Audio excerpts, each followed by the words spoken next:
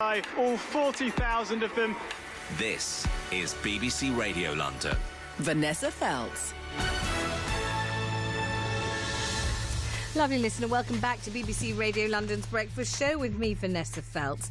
The Chief Executive of the Financial Conduct Authority has warned of growing debt among young people who are borrowing simply to make ends meet.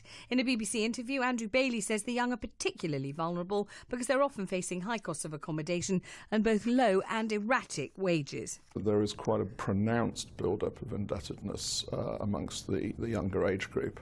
And we should not think this is sort of, in a sense, reckless borrowing. I think this is very much sort of directed at essential sort of living costs. It's not credit in a sort of classic sense. It is affordability of basic living in many cases. Joining me on the programme is Guy Rigden, the CEO of MyBnk, which is a financial education charity working in schools. Hi, Guy. Good morning to you. Yeah, good morning, Vanessa. So this is a very bleak picture, isn't it? This is young people who are essentially in debt over their heads, flailing about, struggling, and not sure whether they're going to sink or swim. I think it's a difficult situation. It's obviously not every young person, but there's no doubt, as your leading article said, that with young people now, they're much more worried about their ability to make repayments in the future. And if you talk to people such as the CAB, they're saying a 34% rise in the number of under 25-year-olds that are seeking help with high-cost credit. And I think the issue's identified that it's much higher rental costs that young people face, probably around 3 times that of their parents if they're renting, and indeed lower disposable incomes and less secure incomes if they're in work, perhaps they're on zero-hour contracts.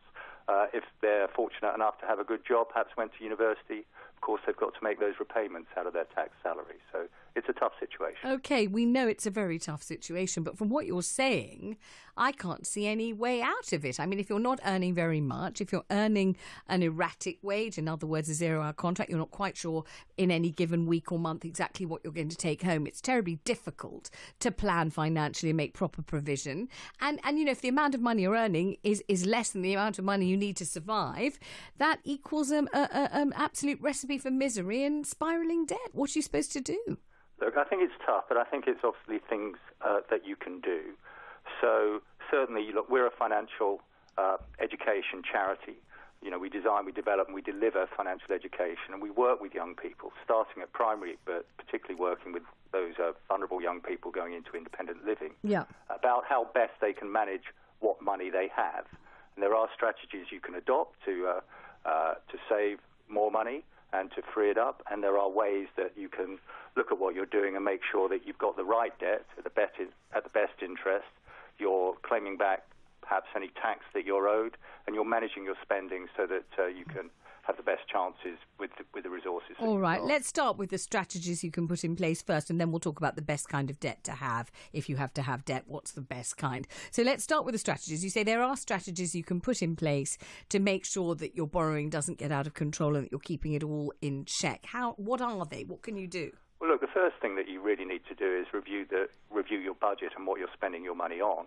And sometimes it's as basic as just sorting out, look, what is it that I really need and what it is I want, adjusting your expenditure to some extent, and then you possibly see, and with the young people that we work with, we see in virtually every circumstance that it is possible to free up a little bit more money to give a little bit more flexibility. So I think that's the first thing you do.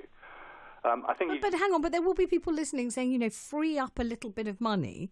This guy's got to be kidding.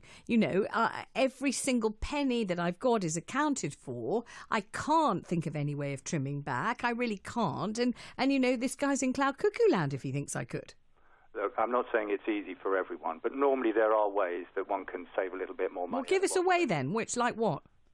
Okay, let's take a very simple way. I don't know if you like to buy a cup of coffee. I knew you were going to say a cup of coffee. Come on, that's the easy one. Come on, everyone says that. Packet of cigarettes, that's a lot more. That's now you're talking about £8 each time you might buy those cigarettes.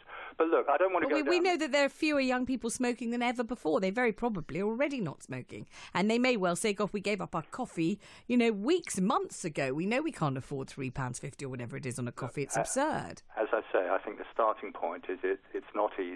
And I think for young people it's much more challenging than perhaps it has been in earlier generations, given their situations there at the moment. But I think if those opportunities are there, those are the first ones to really look at. I think the second thing you've really got to look at, if you can, is, what debts do I have, and see if it's possibility to maybe restructure some higher cost debts into lower cost debts, and are you really borrowing in the most efficient way possible? So how do you do that? What's the idea of, what's the sort of identity of a lower cost debt as opposed to a higher cost debt? Look, you might want to borrow from a bank. It could be just a bank loan, rather than looking at maybe store cards, or, indeed, if you've got in trouble where you're using a payday lender or something like that.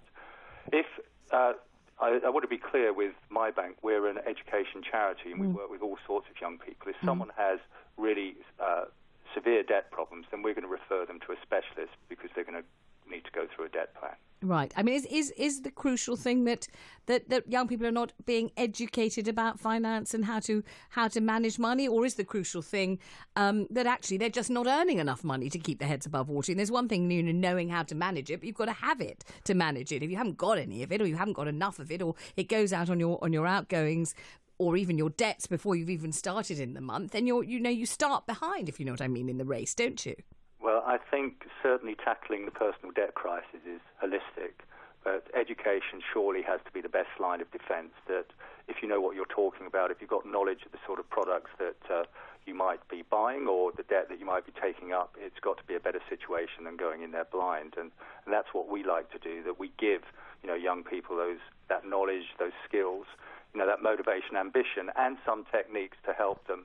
And I think that sets them up better than going in. I mean, there is a cliche that, in the olden days, whenever that was, the halcyon days, people would wait for things. Everybody always says they used to sit on orange boxes. They didn't have a holiday for 20 years because they couldn't afford to. They wore the same pair of shoes year in, year out. And young people these days expect the newest and best of absolutely everything. Do you think that's fair to say, or do you think that's deeply unfair and ridiculous cliche?